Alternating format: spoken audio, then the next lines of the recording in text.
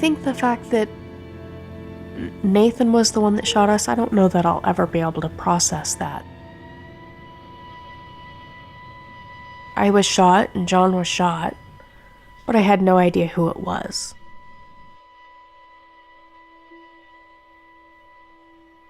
All I remember is seeing somebody in a black, like a down coat that's stitched. And I remember trying to do that to look into the light.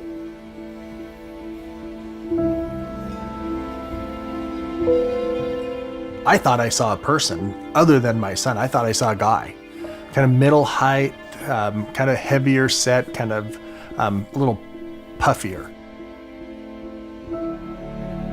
He saw the same thing, somebody in one of those black puffy coats.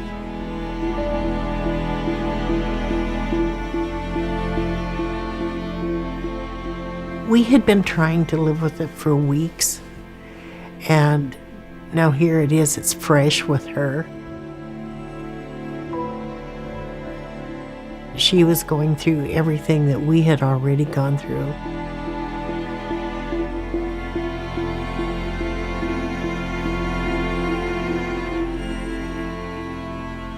Everybody says, oh, you guys just made that person up who was in your room. You knew it was your son. I couldn't believe it. I honestly thought I was dreaming and they were lying to me.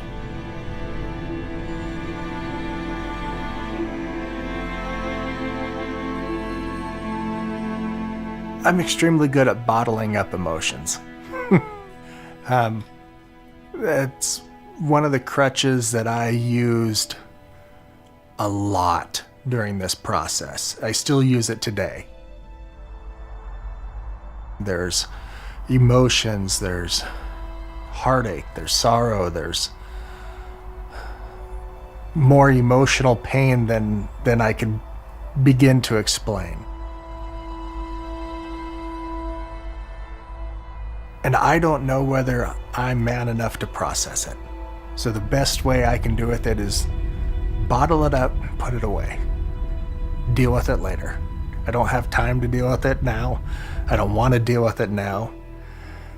If I did deal with it now, it could have repercussions, and I don't want to take those on yet. Maybe someday, but not now.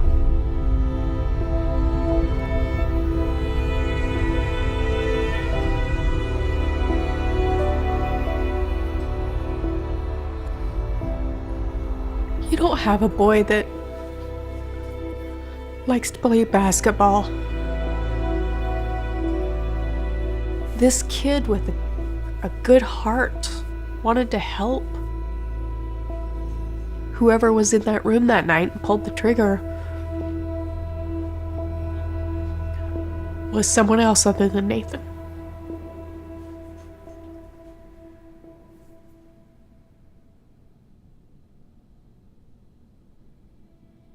I walked into the bedroom, and I stood at the foot of their bed, and I remember I raised the gun, and I aimed it at my mother first.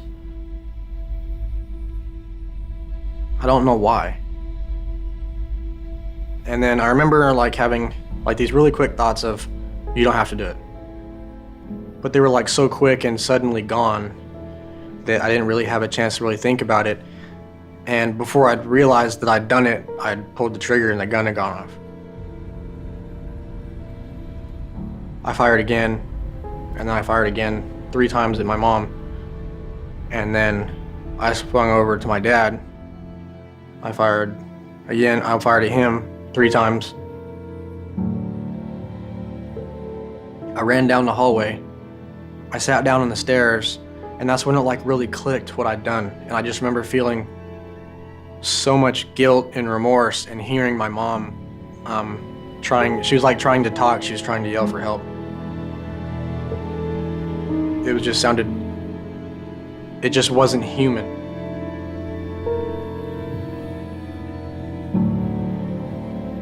I don't remember ever thinking death or murder or anything like that. I just remember thinking gone, just them being away.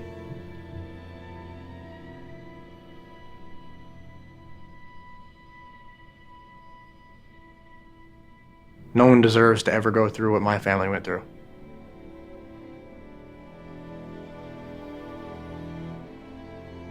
I think my parents probably have a lot of questions.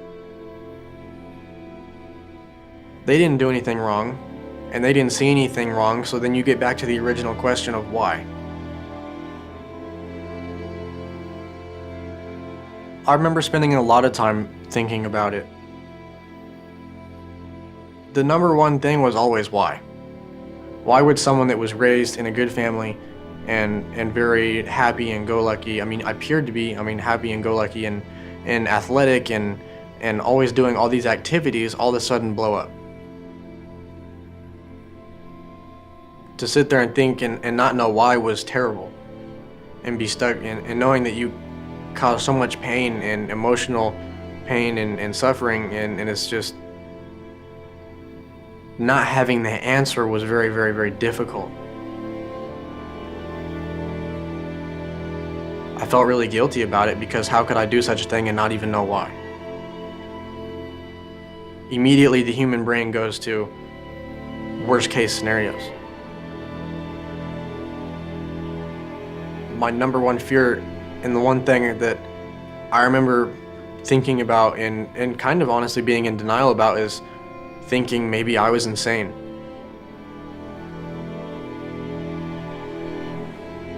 I remember looking up stuff and they said, most people that are clinically insane don't know they're insane.